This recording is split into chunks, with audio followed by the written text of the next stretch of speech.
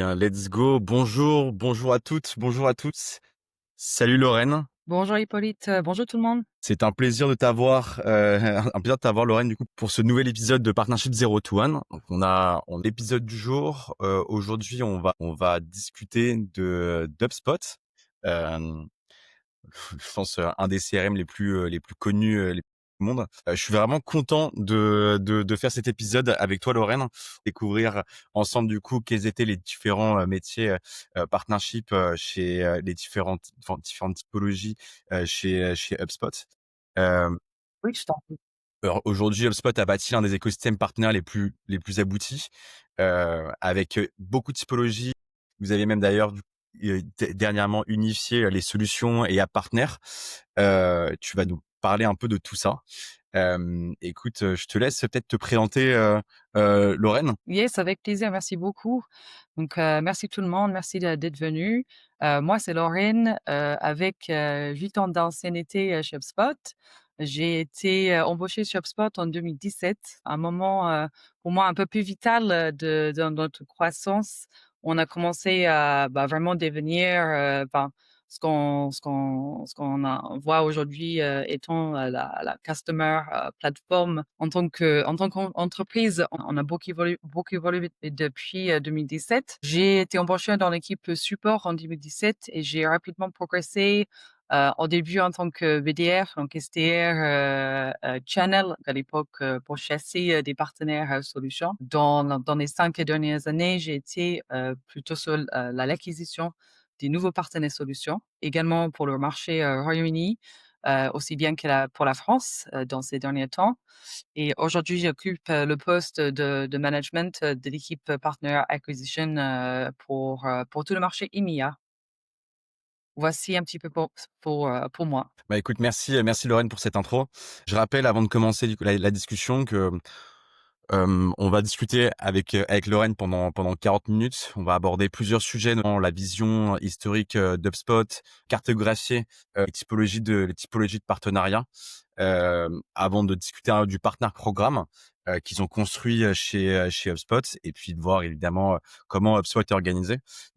Et nous, on va on va commencer par une première partie de vision historique.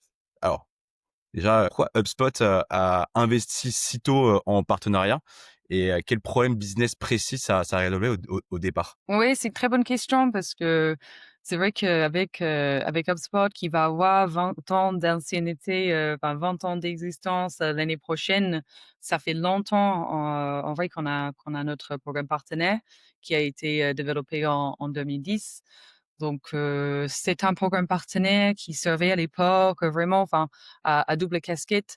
Il y avait déjà l'ambition de faire venir plus de clients grâce au fait d'avoir des agences qui développaient des offres autour du logiciel. Mais on avait également remarqué que les clients qui en avaient été acquis par un partenaire et qui restaient, qui étaient accompagnés par un partenaire, étaient des clients plus fidèles, qui restaient plus longtemps. Ça servait vraiment à résoudre un problème initial de rétention, ce qui va être un problème assez courant pour les nouvelles entreprises qui a un produit et qui est quand même en cours de développement, qui va beaucoup évoluer dans les prochains temps. Donc, on a mis en place un programme de partenariat indirect, donc avec une proposition de valeur assez attirante, c'est-à-dire on offrait, on proposait des commissions de 20 sur les licences en perpétuité, ce qui n'est plus le cas aujourd'hui. Je tiens juste à vous préciser pour ceux qui s'intéressent à peut-être à se poser des questions sur le programme partenaire dans l'avenir. Mais c'était une manière de vraiment de créer des liens avec des agences de sites web, de pouvoir, pour qu'ils deviennent des agences d'inbound marketing, notamment qu'on a un peu conçu le concept à l'époque d'inbound marketing. C'était vraiment l'époque d'inbound à ce moment-là. Donc, on avait réussi à créer des offres des agences ou aider des agences à se former sur l'inbound. Donc, il s'agissait vraiment de créer un écosystème dynamique autour d'HubSpot qui nous a rendus plus résilients et qui a aidé les clients à réussir. OK, c'est super clair. Ça, et ça, parce que tu parles des agences, c'est vous visez quelle typologie, d'agences? Parce qu'aujourd'hui, maintenant, il y a des agences, vraiment dédiées, j'ai l'impression, HubSpot, mais avant, vous visiez quelle typologie pour essayer de peut-être de comprendre? Oui, enfin, les agences, dont on parle principalement, c'est des agences de marketing digital, aussi de création de sites web, étant donné qu'HubSpot à l'époque, c'était vraiment une application marketing. De base. Après, il y en avait quelques fonctionnalités qui étaient quand même, liées à la vente, aux fonctionnalités, qui vont accélérer des processus de vente et c'était principalement des agences marketing, digital, performance digitale, ce qui est encore le cas aujourd'hui, hein. C'est ce qui compte quand même parmi, ce qu'on compte parmi nos typologies de partenaires encore aujourd'hui, mais qui va probablement être un peu moins, comparativement à cette époque-là. OK, ouais, super clair. Et si on devait rappeler, un peu les grandes étapes de votre programme, partenariat, jusqu'à aujourd'hui, parce que tu me parlais du coup des agences, quelles ont été un peu les grandes étapes clés d'évolution, d'HubSpot si tu Alors, bien que moi je n'étais pas là en 2010, je sais qu'au moment de lancer le programme, on ciblait uniquement, des agences marketing. La structure de ce programme à ce moment-là était fait en sorte qu'on on puisse cibler uniquement des agences marketing. De mon côté, quand j'ai rejoint le programme partenaire en 2018, en tant que channel, SDR, on était plutôt concentré sur des agences marketing, pour les chasser, également enfin, pour trouver des agences qui étaient prêts, à revendre notre spot, bah, si ça arrivait, si ça convenait. Après, on formait des liens avec certains. C'était un peu moins sûr, enfin et ciblé. C'est un peu moins structuré par rapport à comment ça s'est déroulé, par la suite, par rapport à la création de relations avec un partenaire. En fait, ça se faisait un peu sur le hasard. Est-ce qu'ils avaient les bons clients? Est-ce qu'ils avaient pas les bons clients? Ça, c'est un peu quelque chose qui arrivait, par hasard ou pas par hasard. C'est pas forcément quelque chose qu'on qualifie à ce moment-là. Mais le grand changement qu'on a vécu, chez le programme partenaire, c'était en 2020 quand on a changé complètement notre cible, par rapport aux différentes typologies de partenaires, qu'on aimerait, acquérir. Ce que je tiens à vous expliquer un petit peu, c'est que bah, à cette époque-là, nous étions pas encore en concurrence avec Salesforce comme on l'est aujourd'hui. Le produit manquait encore de fonctionnalités, beaucoup plus sophistiquées qui auraient permis d'adresser les besoins d'entreprises plus complexes. Donc, le produit, surtout le CRM, a fait des grands pas depuis 2020. Mais à l'époque, on était un peu perdus, par rapport à l'acquisition de ces nouvelles typologies de partenaires parce que on savait pas exactement à qui ça pourrait, intéresser. On avait peut-être pas, assez de force de frappe pour pouvoir aller chercher un partenaire Salesforce comme ça. Mais, il y avait certains côtés où, les différentes typologies de partenaires, ça commençait à évoluer, ça commençait à devenir plus clair et dans le temps, on a trouvé notre chemin pour avoir un un beau, programme, partenaire, réussi, avec, beaucoup de différentes typologies de partenaires. OK, super clair. Donc en fait, comme tout le monde, vous avez commencé au départ plutôt avec de l'inbound partenaire, à traiter ça, avec une structure un peu progressivement jusqu'à vous rendre compte que, OK, les agences, un bon potentiel pour, de rétention client, d'adresser du service, au-dessus de votre solution, et progressivement vous l'avez étendu avec, je dirais du coup ce scale qui s'est passé du coup en 2020. Et si on parle d'aujourd'hui, qu'est-ce que la vision des partenaires chez HubSpot, et d'ailleurs quelle part ça représente, en termes pour avoir un chiffre un peu peut-être, pour se Mmh mh. représenter, que représentent les partenariats du coup en termes de revenus, d'acquisition chez HubSpot? Oui, oui, oui. Alors, aujourd'hui, on va dire qu'on compte des différents parmi nos différents, typologies de partenaires, des intégrateurs de solutions, notamment, qui sont beaucoup en croissance en ce moment. C'est des partenaires qui vont notamment proposer des solutions, concurrentes. Donc, je vous ai déjà mentionné, la concurrence avec Salesforce. Ça reste de remonter, dans ce webinaire. Et notamment, on a des différentes typologies de partenaires, comme des cabinets de conseil, des agences marketing, ça existe encore aujourd'hui, mais ce sont vraiment ceux qui se concentrent sur la partie performance marketing. Parce que bon, étant donné qu'on n'est plus, ju uniquement une application marketing, ça reste quand même important l'aspect CRM et customer data platform. On peut pas trop, mettre de côté, l'aspect facile, unifié et rapide, ce qui est notre phrase accroche, pour le programme enfin, pour la plateforme surtout. Et notre vision aujourd'hui, l'organisation partenaire reste une partie très importante de notre réussite et de notre croissance en continu. Donc, on va dire que notre stratégie, grâce à cette vision stratégique qu'on a au global avec, sur le développement des partenaires, on va dire qu'on réussit, plus que jamais avec nos partenaires en 2025. Il est difficile de donner des chiffres exacts, par rapport à enfin, au niveau, de chiffre d'affaires ou de revenus qui sont faits avec des partenaires. Justement parce qu'on est une société cotée en bourse, ce sont des informations qui sont pas trop partagées, on va dire, de manière publique.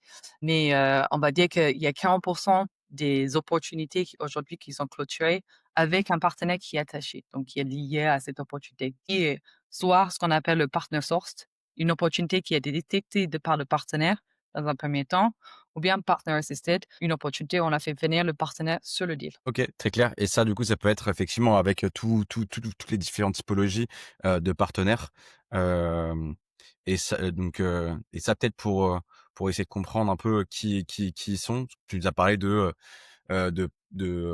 partenaires, tech, d'agences, tu nous as parlé de cabinets de conseil. Hem, qui sont les partenaires, du coup, qui occupent, du coup, une place dans l'écosystème HubSpot? C'est vrai qu'on a quand même, une grande base qui est faite pour les partenaires historiques, qui étaient peut-être à l'époque des agences marketing qui ont beaucoup évolué leur proposition de valeur en fonction de ce que proposait HubSpot. Donc on a des partenaires historiques qui sont bien, qui occupent le place. On va dire qu'ils peuvent pas se permettre de ne pas évoluer non plus le proposition en fonction de ce que fait HubSpot parce qu'après, c'est tout un système de concurrence finalement. Si on n'évalue pas notre proposition de valeur, on peut pas trop se permettre de continuer de travailler avec des commerciaux de la même manière. Donc, il y a ce côté, historique, des intégrateurs de solutions. Ce qui va être vraiment très important, aujourd'hui, ça va être l'acquisition des partenaires soi-disant upmarket. Donc, ça va être des partenaires qui sont plutôt 50 employés et plus et cela parce qu'on souhaite vraiment privilégier l'aspect, accès au portefeuille de ces partenaires-là. Parce que HubSpot, par le passé, notre client cible, était plutôt un PME. Donc, c'était une entreprise qui gérait plus, chez des entreprises, plus petites, plus souvent, hein. C'est pas toujours, cohérent dans ce sens-là, mais ça peut être lié. Donc, le partenaire upmarket nous permet d'aller vers un client qui est beaucoup plus complexe, qui est beaucoup plus, qui a des besoins plus complexes, plus poussés, qui a besoin d'intégration, qui a besoin d'avoir plus d'accompagnement déjà.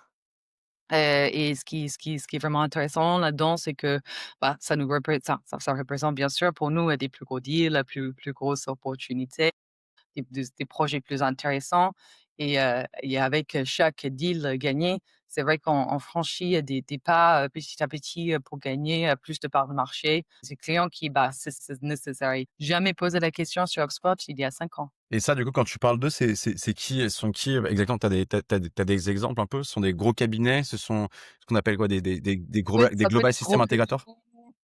Ça peut être, oui, ça peut être, enfin, ce sont pas forcément des entreprises dont vous avez entendu parler, mais pour nous, notre cible, notre typologie de partenaire idéal, c'est pas forcément un partenaire qui a beaucoup, beaucoup, beaucoup d'employés. Donc le Capgemini, ce genre ce taille de partenaire, EY, c'est pas trop, ce qu'on recherche. Ce sont plutôt des entreprises de taille, humaine, parce qu'afin de scaler un partenariat, afin de faire en sorte que ce soit prioritisé et également, enfin, pour que le ratio sur les services en termes de ce qu'ils peuvent vraiment gagner en termes de services sur leur part, hem, que ça fait sens pour ces entreprises. Il faut quand même qu'il y a parfois une valeur, spécifique, on va dire. qui va être un minimum de revenus, générés autour d'une opportunité.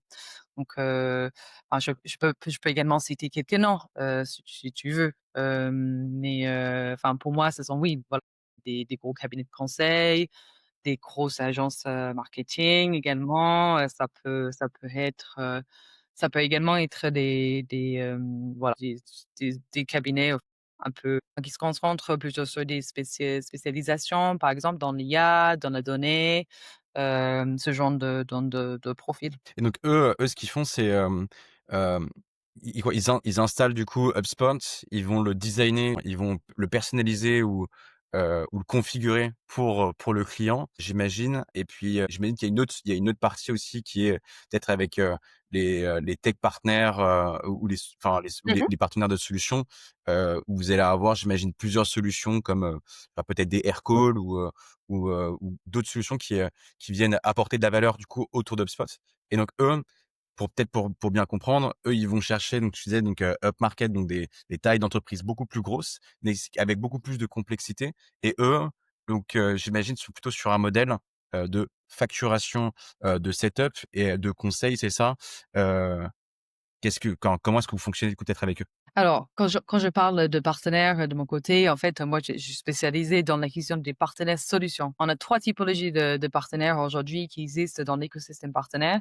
On a des partenaires solutions, fournisseurs solutions, qui sont ce qu'on appelle, bah, des apporteurs d'affaires, et on a également des partenaires applicatifs, ce que tu appelles peut-être des tech partners. Que les solutions partners, pour expliquer, un petit peu ce que ça fait, ça va être des partenaires qui vont se spécialiser dans l'implémentation du logiciel. Donc, ça va être ceux qui vont agir en cadre d'accompagnement aussi dans l'aspect, commercial. On va collaborer avec nos partenaires quand on vend le logiciel, donc, dans le processus de vente. Des partenaires applicatifs également, ça peut arriver, et encore aujourd'hui, de plus en plus, ça peut arriver que des partenaires applicatifs aussi participent aussi dans le cadre d'un processus de vente. Les apporteurs d'affaires aussi, c'est un aspect qui les réunit tous, enfin, en vrai, par rapport à cet aspect, commercial. Mais les apporteurs d'affaires surtout, ce sont que ceux qui vont, recommander le logiciel. Eux, ils n'ont pas le droit, soi-disant, à ce niveau-là, d'implémenter OK. la plateforme parce qu'ils ne sont pas certifiés. Ce ne sont pas des partenaires certifiés dans l'implémentation. OK, ouais, très clair. Et ça, du coup, peut-être sur tes partenaires, du coup, de solutions, parce que je vois une question de piège, je me dis qu'elle peut être intéressante, ce qui pose la question, et pour être peut-être un peu plus précis, est-ce que ce sont des intégrateurs, des ESN, des conseils de métier? Justement.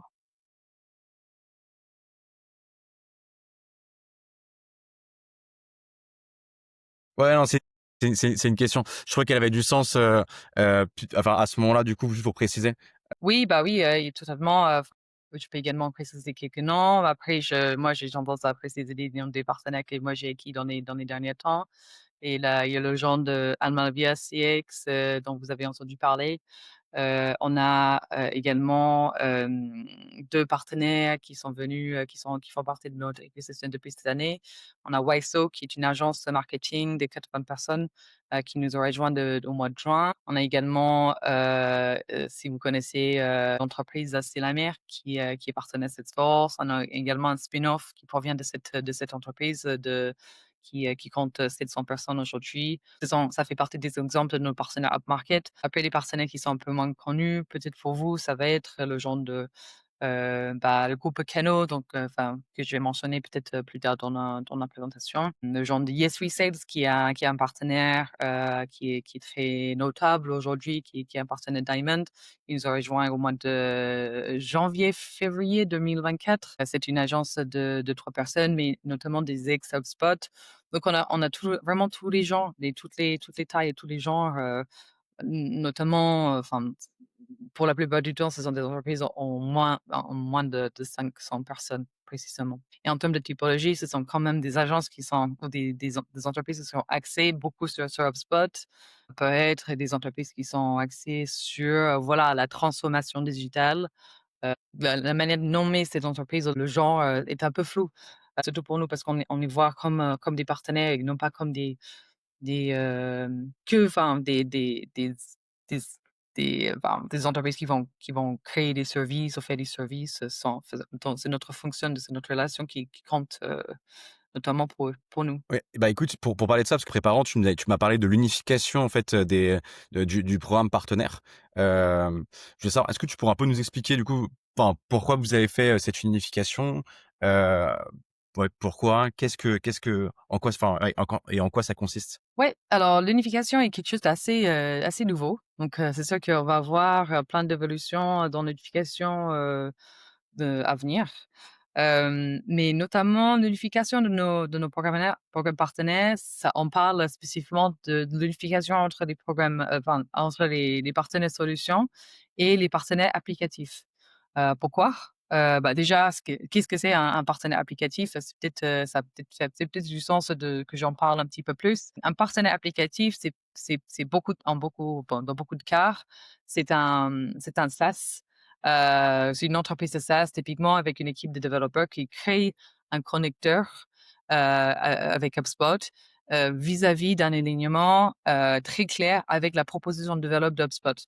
Donc, ce qui peut représenter une valeur ajoutée quand on se sert de cette application dans la plateforme, donc unifiée. Sinon, ça peut également être des entreprises, qui vont créer des connecteurs, donc, qui peuvent également être des partenaires solutions afin de revendre ce connecteur avec le logiciel HubSpot.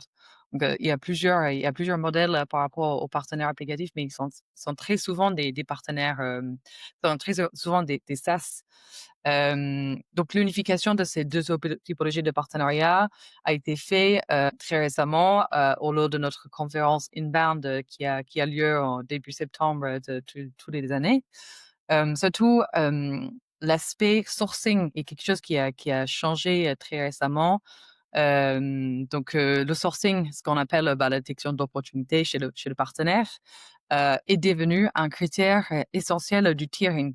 Donc, auparavant, les partenaires applicatifs n'avaient pas de niveau de ce qu'on appelle le tier en anglais.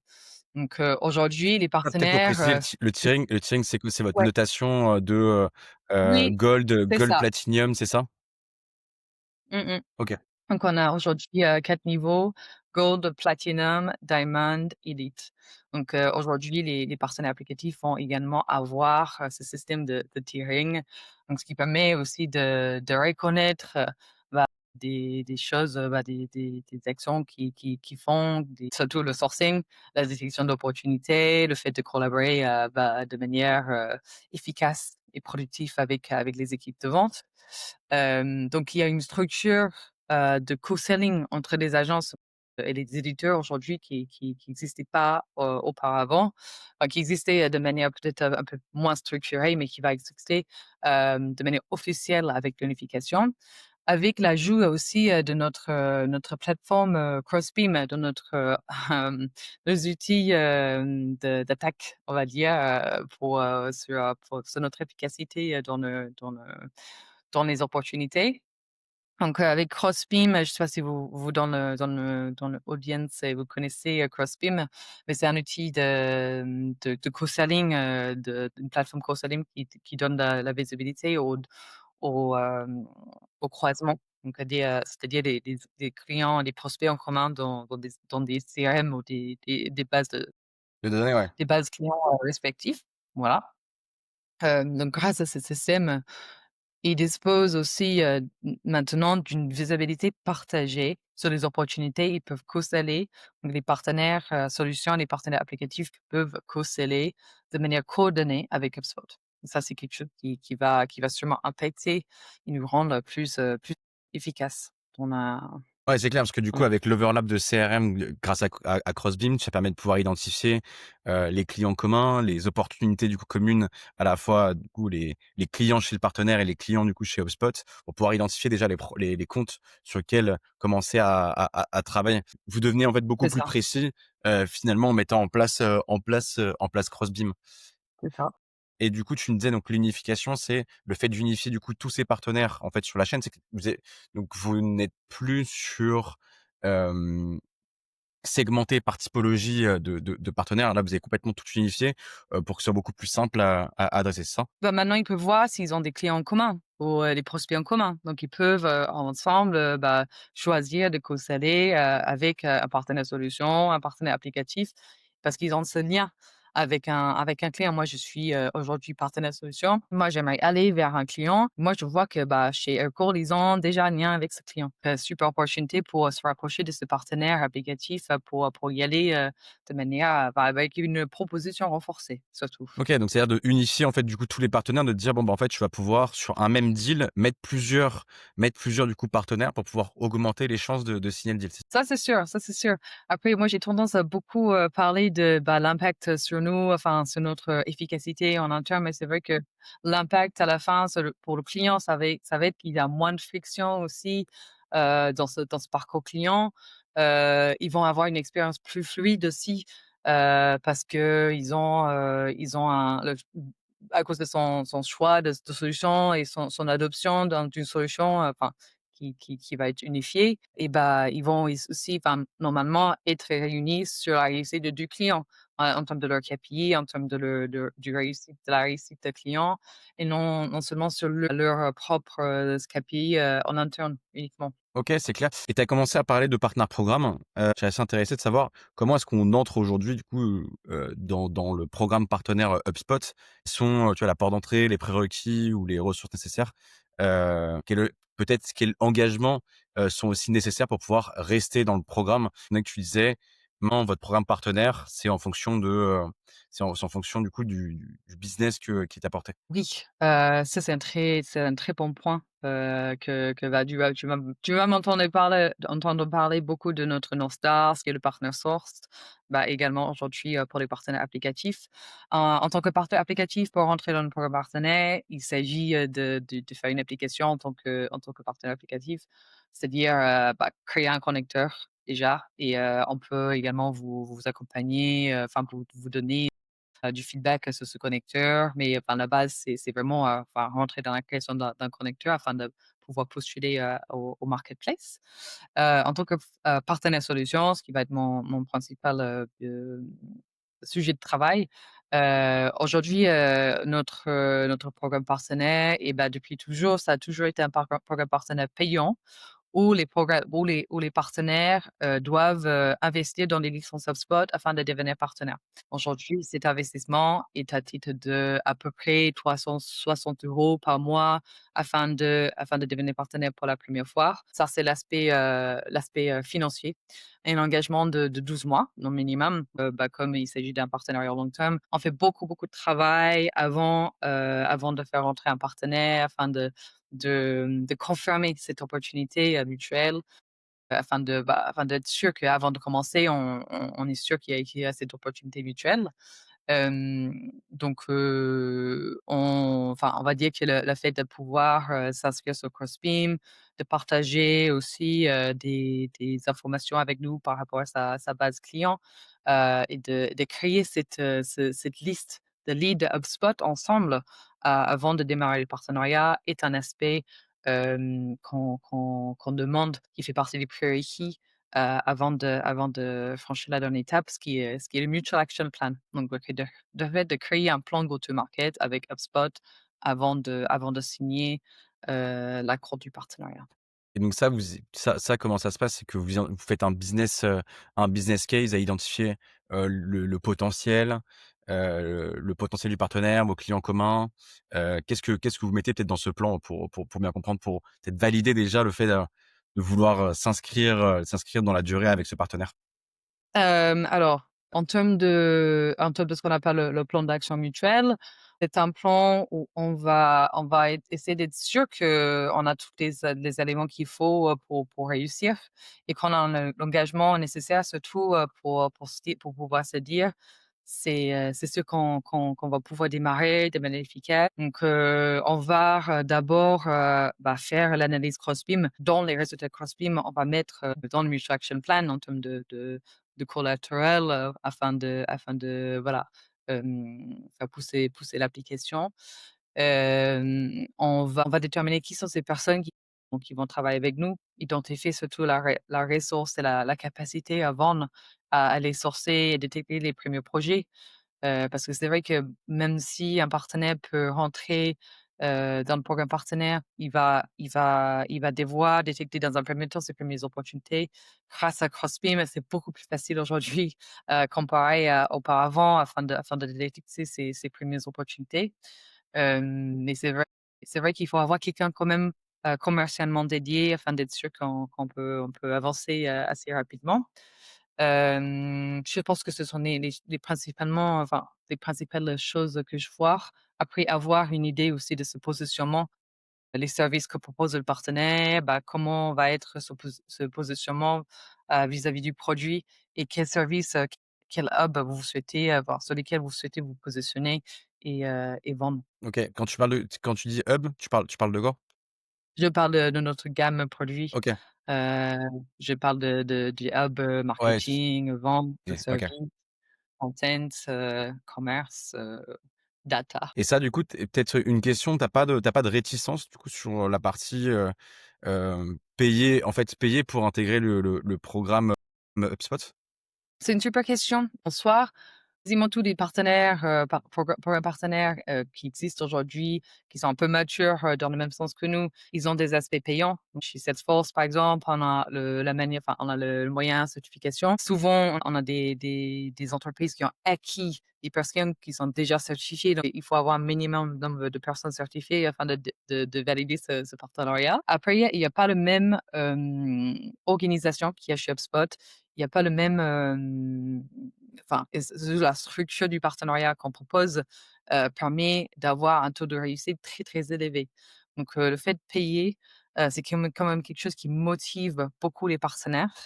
Le fait que ce soit un statut très recherché, parce on laisse pas rentrer, bah, toutes les entreprises, du monde dans le programme partenaire. C'est quand même un statut qui permet de garder une exclusivité, au programme partenaire. Et pour moi, enfin, la valeur du partenariat, si on est d'accord sur la valeur du partenariat, la valeur de cette collaboration, moi personnellement, je n'ai jamais eu de problème, je n'ai jamais été bloqué pour signer un partenariat parce qu'il faut payer. Parce que quand tu vois la valeur, quand on est d'accord sur la valeur, de toute manière, il faut former les gens, il faut certifier les gens. Pour nous, les certifications, ils sont pas payants en plus. Ils donnent l'accompagnement, la certification, la formation, tout ça, c'est compris dans l'achat des licences en soi. C'est juste ça, c'est notre modèle.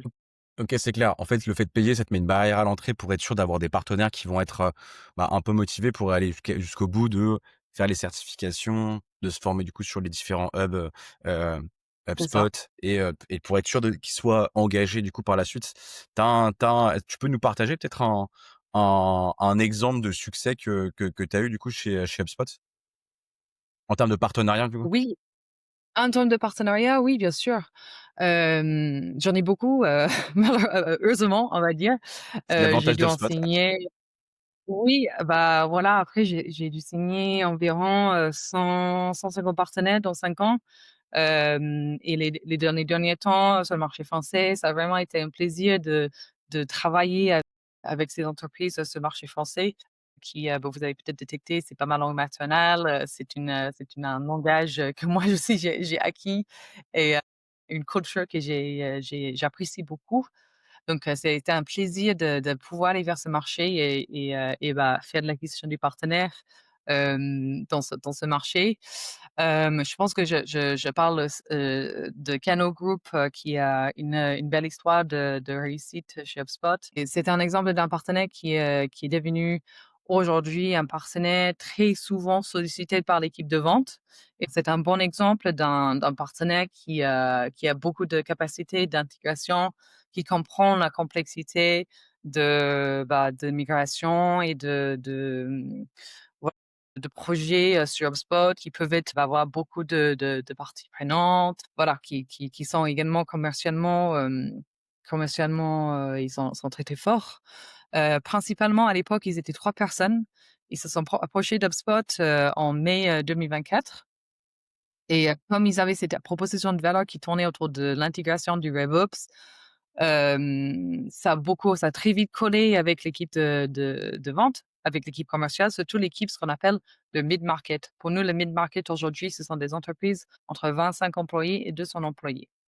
Donc ils ont réussi à créer des liens très forts avec cette équipe, heu De leur côté, oui, ayant cette force enfin, une équipe de conversion dédiée, très à l'aise dans les appels et aujourd'hui, ils sont sur le point de devenir partenaires Diamond. C'est le 3e niveau, de partenariat, dont il n'y a que 12 partenaires Diamond en France aujourd'hui et ils sont également 37 personnes. Donc, d'être, 3 personnes l'année dernière, donc il y a, à peu près, même pas un an et demi, de faire une croissance de 3 personnes, jusqu'à devenir, 37 personnes, c'est quand même une belle croissance et je tiens juste à vous mentionner aussi qu'ils sont également partenaires Salesforce.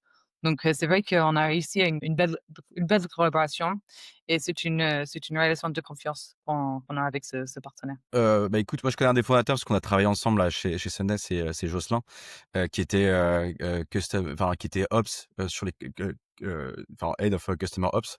Non, ce qui est intéressant, c'est qu'eux, ce qu'ils veulent, c'est, ils ont l'objectif d'effectivement donc améliorer du coup le implémenter du coup le métier de RevOps, d'améliorer du coup les opérations directement. Enfin, donc si ça passe par optimiser, son CRM, donc ça fait complètement sens qu'ils discutent avec vous sur intégrer, enfin, mieux paramétrer, HubSpot, pour qu'il fit complètement et qu'il soit, automatisé avec des workflows, avec les bons rapports, pour pouvoir, mieux identifier les bonnes opportunités. Donc ça fait complètement sens que vous travaillez du coup main dans la main, pour vos clients finaux soient satisfaits avec un bon outil, sur lequel eux, ils vendent du coup du conseil pour pouvoir faire en sorte que cet outil soit le mieux optimisé et utilisé, pour, auprès de chez vos clients.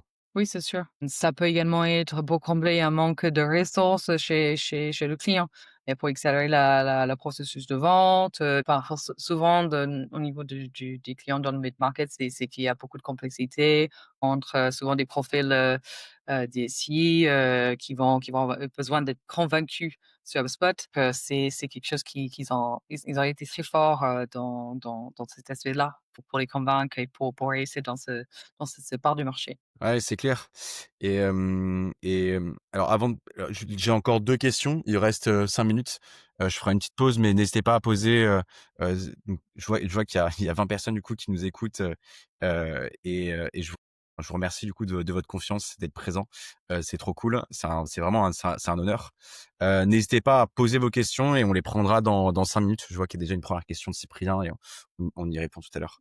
Je voulais passer avec toi, Lorraine, peut-être sur l'organisation et comprendre comment aujourd'hui, la team partenariat est structurée, chez HubSpot. Ouais, alors l'organisation, partenaire chez HubSpot, c'est vraiment quelque chose, que je trouve, fascinante. C'est une organisation qui est énorme, qui a beaucoup, beaucoup de personnes impliquées et qui a beaucoup d'importance, comme je vous ai déjà dit. Au global, on a 3 personnes, 4 personnes à mentionner. Après, il y en a beaucoup plus. Je parle d'abord de notre CSO, donc David Cohen, de Chief Sales Officer, HubSpot, donc toute l'organisation partenaire fait partie de l'organisation vente, donc sales, commercial. Dont il y a 3 personnes qui vont un peu être impliquées, au niveau global. Il y a Angela O'Dowd, qui est le VP, du stratégie, donc VP partner stratégie, ce qui comprend la partie analytics, stratégie et expérience et partner systems. OK. Donc ce sont 3 aspects un peu de base qui vont tourner autour oui, organisation. Il y a Peter Laurent, avec qui on a des liens très forts, qui est basé, d'ailleurs à Londres, qui est notre VP, Global Partner Development. Donc il va en fait influencer, tout le développement des partenaires au niveau global et même, enfin, notre relation surtout avec Peter, c'est que quand on fait de l'acquisition des partenaires upmarket qui vont peut-être avoir plusieurs sièges, dans des différentes parties du monde, c'est quelqu'un qui va pouvoir intervenir de temps en temps sur ce sujet-là. Donc c'est quelqu'un qui a beaucoup d'influence sur notre succès et également, il y a, par exemple, sur la partie marketing, Katie Lambert, qui est la directrice du partner marketing and enablement aux États-Unis. D'autres équipes, comme, Voice of the Partner, Partner Advisory Council et sont également hébergées dans cette équipe Partner Stratégie qui est là au niveau global. Donc, ça, c'est une partie. En EMEA, on a notre VP, Mark Barry, notre VP Sales. Donc, ça va être cette organisation partenaire en EMEA qui va reporter, à Mark Barry, dont on a une personne en tête qui est Silke Arons. Donc elle est la Senior Director Partner Sales and Development. Donc tous les revenus qui sont générés par nos partenaires en EMEA, sont gérés par Silke et son équipe. On a également Sarah McDavid qui est la Senior Director Partner Strategy. Elle est anciennement Senior Director Partner Readiness. Et également liée à Angie aux États-Unis. Elle est productrice du podcast Owning the Outcome. Donc, si jamais ça vous intéresse d'avoir du contenu en anglais, je vous conseille ce podcast. Et notre équipe Growth, donc dont l'équipe je fais partie, on est 3 personnes qui sont gérées par Joe Wright. Des growth, ça veut dire tous nos partenaires qui n'ont pas encore atteint le statut Platinum Plus. Donc voilà, les partenaires les plus nouveaux dans le programme partenaire. OK, super clair. Donc, OK, merci, merci pour le mapping. C'est tu donc, pour bien comprendre, les partenariats donc sont sous le Chief Sales Officer et en répartis entre, plutôt la stratégie, l'expérience et partenaires, programme, partenaire système et tout ce qui est partenaire du coup development, avec du coup aussi le marketing et enablement. OK et après du coup, c'est réparti, sur les différentes régions. Donc toi, du coup, en EMEA, sur lequel du coup tu as, la partie grosse, partie du coup, stratégie, et peut-être pour comprendre, tu as dit un point qui est intéressant, c'est que toi, en termes de growth, du coup, tu t'occupes de tous les partenaires qui sont pas encore Platinum+++. Tu as une autre équipe du coup qui s'occupe des Platinum+++ ou c'est comment est-ce que ça fonctionne?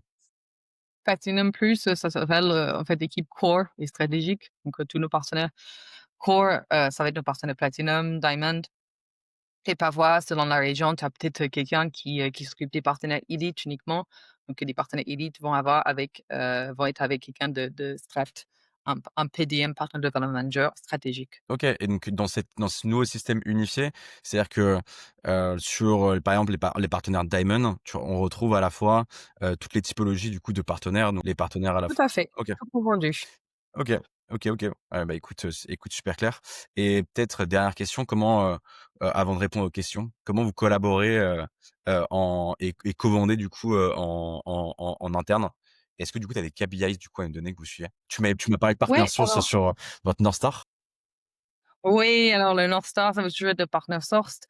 Donc, nos KPI avec nos partenaires, au trimestriel, au mensuel, ça va seulement être le nombre de transactions créées, le ASP, donc Average Sales Price, le nombre de deals, le MRR, clôturé, ce qui va sûrement influencer par la suite ce tiering, donc ce niveau de partenariat. Donc, ce sont des aspects sur lesquels on travaille avec les partenaires.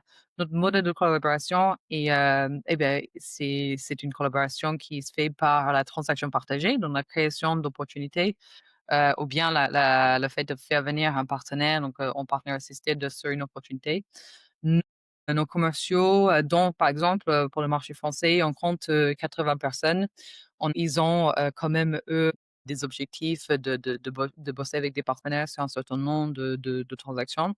Pour cela, on a également des outils, par exemple, comme, le Partner Matching Tool, ce qui est disponible pour des partenaires, Platinum Plus.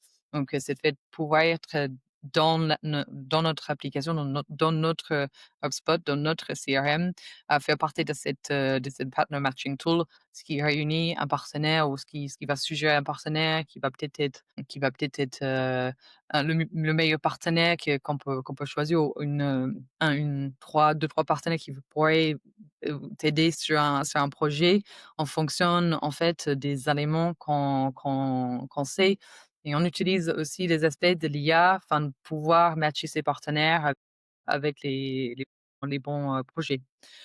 Donc, voici un petit peu pour notre modèle de collaboration. OK, trop cool. Mais écoute, on va passer aux questions, en tout cas, merci pour cette discussion, Lorraine et puis moi, j'ai aussi encore pas mal de questions mais on, on a une première question du coup de Cyprien, qui aborde un sujet intéressant, c'est, quelles sont les différences quelles sont les principales différences entre les partenaires, HubSpot en France et au UK? C'est une super question. Merci, Cyprien. La principale différence entre ces partenaires en Royaume-Uni et en France, c'est la maturité du marché. Donc, et en travaillant pour ce marché, Royaume-Uni, on a beaucoup plus de partenaires, donc on a beaucoup plus de maturité sur ce marché. On a une différence peut-être de 2-3 ans, dans ces marchés, ce qui est quand même, énorme. Le marché Royaume-Uni est un marché c'est le marché le plus grand, en dehors des États-Unis. Je crois qu'aujourd'hui, on compte à peu près, je fais peut-être des bêtises par rapport au nombre de partenaires au Royaume-Uni, mais peut-être à titre d'à peu près, 400 partenaires. 20 en France, il y en a 120. Donc, il y a quand même un volume qui est beaucoup réduit. Donc, c'est la maturité. Il y a des particularités, pour chaque chaque culture. Les partenaires en soi, ils font à peu près les mêmes choses, mais cette manière de travailler est adaptée sûrement, au marché. La manière de travailler, il y a sûrement des différences dans la collaboration avec les commerciaux, dans la manière de faire des choses. Par exemple, les partenaires en France, on va faire beaucoup plus de choses peut-être en présentiel, parce que voilà, on aime ça beaucoup, on aime beaucoup ça en France. OK, écoute, c'est très clair. Bah, en attendant n'hésitez pas à poser vous aussi, du coup, vos questions. En attendant, moi, j'en ai une, c'est quoi, du coup, les 3 heures les plus fréquentes, lorsqu'un nouveau partenaire, du coup, arrive, dans ton programme et comment, du coup, les éviter? Les 3 erreurs, tu dis, les plus, fréquentes? Ah, les 3 heures les plus fréquentes, le Ouais. que font, du coup, les nouveaux partenaires, du coup, et qui veulent rejoindre, du coup, le programme, partenaire, du coup, HubSpot? Ouais, alors, les 3 erreurs les plus fréquentes, je dirais qu'au début, on a tendance à vouloir tout savoir, sur, comment fonctionne HubSpot, le produit, tout savoir avant d'aller sur sur sa première opportunité. Donc, pour moi, pour n'importe quel partenaire, c'est très difficile de tout savoir. Après, vous avez des ingénieurs de vente aussi chez les partenaires qui vont être plus techniquement, orientés. C'est souvent des partner updates, pour mettre à jour les partenaires, de manière régulière. Mais attendre de tout savoir avant d'aller sur son première opportunité, les commerciaux sont vraiment là pour aider avec toute question et ils sont là pour vous accompagner, sur dans les premiers pas du partenariat. Il y a également un partner development manager, dont notre development manager en France s'appelle Olivier, mon ami, donc qui accompagne tous nos partenaires en croissance en France. Et c'est quelqu'un qui va accompagner les partenaires de manière très près, pour les assurer, pour qu'ils aient confiance quand ils aillent sur cette première opportunité. Autrement, ne pas anticiper les projets entrants et finit par bloquer les prochains deals à cause d'un manque de bande passante. Ça peut aussi être quelque chose qu'on voit de manière assez régulière. Ce qu'on essaie d'éviter en allant vers le upmarket avec des partenaires avec qui ont un peu plus de bande passante, mais quand même, il faut anticiper parce qu'on peut faire rentrer des projets, surtout des gros projets qui vont prendre beaucoup de temps et voilà, de capacité. Donc, faut pas qu'on soit bloqué, sur le prochain projet pour aller, chercher, d'autres projets ensemble parce qu'on n'a pas les capacités dans l'équipe, d'implémentation. Et dernièrement, donc, ne pas être dédié assez de ressources commerciales ou de temps dédié à la prospection afin d'être sûr de rentrer, ses premiers deals ensemble. Donc, je vois que parfois c'est sous-estimé. C'est quelque chose qu'on essaie de qualifier de plus en plus chez les partenaires parce que bon, on met en avant cet aspect partner source. On a moins un problème avec ça, mais l'important dans un partenariat, c'est de rapidement transformer ce potentiel du partenariat en concret. Donc, de réaliser un ROI et donc ça va permettre de coûter, de réaliser, de confirmer cette valeur mutuelle. OK, ouais, très clair. On a une question du coup de Cyprien qui nous demande quels sont les conflits, les plus fréquents avec les partenaires et comment tu les résous ou tu les évites? Ouais. Alors, les conflits les plus fréquents, si on parle de conflits, entre partenaires ou entre commerciaux, ça peut être très différent. On essaie bien sûr, d'éviter a priori les conflits. Hem, ça peut ça peut être par exemple, une question de partner assisted ou partner sourced. Si le partenaire dit qu'il a sourcé le deal. En fait, notre règle de partner source c'est assez, comment dire? Il y a beaucoup d'opportunités pour faire du partner source chez le partenaire parce que le seul moment où on peut faire un deal partner assisted, c'est quand le commercial fait venir le partenaire sur le deal. Si, par exemple, on a un partenaire qui va recevoir une demande de contact, même si le prospect est déjà en contact avec HubSpot. Ça, on le compte en tant que partner source. Donc c'est assez, il y a beaucoup d'opportunités pour avoir du partner source, mais ça peut être quelque chose, comme ça. Hem, on a également une règle qui s'appelle Best Partner Wins. Donc c'est normal, on peut avoir la concurrence de temps en temps sur des deals. Donc on peut avoir plusieurs partenaires qui ont été sollicités par un prospect, pour pouvoir, proposer une prestation de service sur une opportunité. Donc le fait de voilà, faire des choses de manière, égale et juste, c'est quelque chose qu'on essaie de faire, enfin, qui sont sûrement par exemple, le prix, ça va jamais changer par partenaire. C'est quelque chose qu'on garde, consistant pour tous nos partenaires, mais sûrement il y a des conflits sur ce sujet-là. C'est toujours, quelque chose comme ça qui peut faire partie des escalations qui arrivent. OK, et on a une question de Joe qui dit: «En moyenne, combien de deals vous signez, avec un partenaire par an?» Si, c'est très intéressant cette question. Ça va dépendre beaucoup du niveau de partenaire. Donc un partenaire Gold, ça va être très différent d'un partenaire, Platinum ou partenaire, Elite. Un partenaire, Gold qui démarre, ça peut être, 4 deals par an, 4 deals, 1 deal par trimestre avec un ASP, de, je sais pas, 1 200, un truc comme ça. Donc ça peut être un partenaire qui démarre. Un partenaire plutôt Platinum, on sait qu'un partenaire Platinum qui réussit, c'est un partenaire qui ouvre en moyenne un deal par mois, pardon, 3 deals par mois et en clôture un par mois. Vous pouvez imaginer, on fonctionne donc ce sont les 2 premiers niveaux, 4 deals par mois, 4 deals, 4 deals, par an. Platinum, un deal par mois. Pour Diamond, Elite, ça peut être soit des deals d'un average sales price un peu plus élevé ou ça peut être soit beaucoup plus de deals. Typiquement, ça va être des deals qui sont beaucoup plus, enfin, d'une valeur élevée. Et ça, quand tu parlais de ton programme, c'est quoi un peu qu'est-ce que vous, HubSpot, vous apportez, à vos partenaires en fonction des différentes catégories? Donc, Gold, Diamond, Platinum et cetera. Parce que donc j'imagine que tu as du marketing development fund ou ce genre de choses. Hem, quels sont les avantages que tu proposes à ton partenaire? On peut imaginer que, bah, je vais parler un peu des différents, avantages, selon les différents niveaux. Au niveau gold, on a juste une probabilité plus élevée de recevoir les opportunités sur le partner assisted parce qu'on a une visibilité améliorée auprès des équipes. Au niveau platinum, par exemple, on peut faire partie du partner matching tool. On a également la possibilité de devenir partner accredited. Donc, on a une accréditation CRM qui n'est pas disponible avant le niveau platinum. Donc, ce qui permet vraiment d'être, remonté dans les termes de recherche, dans notre annuaire, des partenaires. Si un client, un commercial va chercher un partenaire, il peut peut-être chercher un partenaire CRM accredited. Donc ça fait partie des voilà, des titres qu'on peut avoir en plus. On a également, l'aspect, MDF comme tu dis, qui est disponible, normalement à partir du moment où on est platinum. Je crois qu'on fait quelques exceptions pour les partenaires gold qui sont en forte croissance aussi. Donc, on peut, avoir, des Juste fonds pour préciser, pour pouvoir MDF, donc Marketing Development Fund, est-ce que tu oui. peux préciser du coup c'est du budget, c'est ça le marketing?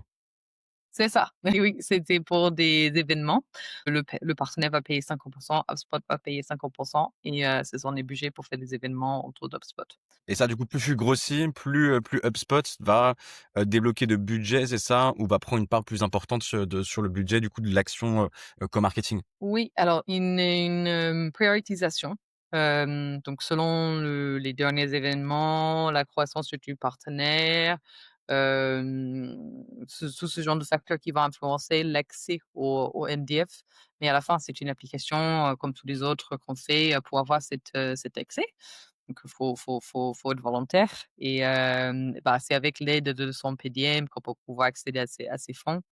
Également les aspects, du tiering des différents niveaux qui vont, par exemple pour les partenaires Diamond et Elite, je crois qu'il y a même peut-être certains Platinum, mais je suis pas sûre. Ils peuvent faire partie du advisory, panel, donc Partner Advisory Council. Donc, pouvoir, vraiment influencer, comment se structure le programme partenaire ou enfin, de quoi ont besoin les partenaires. Donc on est vraiment à l'écoute de nos partenaires, dans ce sens-là. Donc, ce sont également enfin, quand on atteint un certain statut, à pouvoir accéder à ces bénéfices, ça peut être très intéressant. OK. Écoute, on va bientôt, clôturer. Peut-être avant de clôturer, que tu as est-ce que tu as un truc quelque chose à partager? Tu veux partager un conseil? Tu veux partager peut-être, une news update ou je te laisse, complètement libre. Alors, bah, je dirais juste que, enfin, notre programme partenaire n'a jamais été aussi performant, qu'aujourd'hui. Je pense qu'on enfin, ce qui nous différencie d'entre d'autres programmes partenaires, ça va vraiment être l'aspect, accompagnement, de nos partenaires. Ça va être le support, ça va être le relationnel, ça va être la volonté, vraiment de collaboration et le fait de créer des forts liens. Donc il y a beaucoup d'opportunités de travailler avec HubSpot en tant que partenaire. Et comme j'expliquais plus trop, dans nos webinaires, on a des opportunités qui évoluent tout le temps en fonction du produit. Que c'est vraiment quelque chose qui est super intéressant. Ça fait plaisir, de travailler encore dans l'acquisition aujourd'hui et même au bout de 5 6 ans parce que c'est vraiment, un métier dans lequel on voit qu'il y a beaucoup d'entreprises qui se transforment, qui vivent un croissance, une incroyable, grâce à cette relation, à ce partenariat qui se fait. Voilà un petit peu mon ressenti. Bah, écoute, trop cool. Merci Lorraine. Merci d'avoir participé déjà à co-construire du coup ce webinaire qui est super intéressant, nous avoir partagé ton expérience et puis, surtout le partenaire programme, le développement du partenaire programme d'HubSpot. Écoute, c'était un plaisir. On a eu plus d'une vingtaine de personnes qui sont connectées, qui ont pu bénéficier de ton expertise. Et bah, écoute, on se retrouve dans 2 semaines. Dans 2 semaines, on abordera, un sujet assez clé qui est l'attribution, et l'organisation du coup dans une équipe de comment, répartir l'attribution. Heu d'ici là, bah, je vous souhaite une excellente, journée. Merci beaucoup, Lorraine et puis, heu Merci Paul. et puis Merci à tout le monde on se pour dit, heu, votre on se dit à très bientôt. Une bonne journée à tous. merci, bonne journée à tout le monde. Au revoir.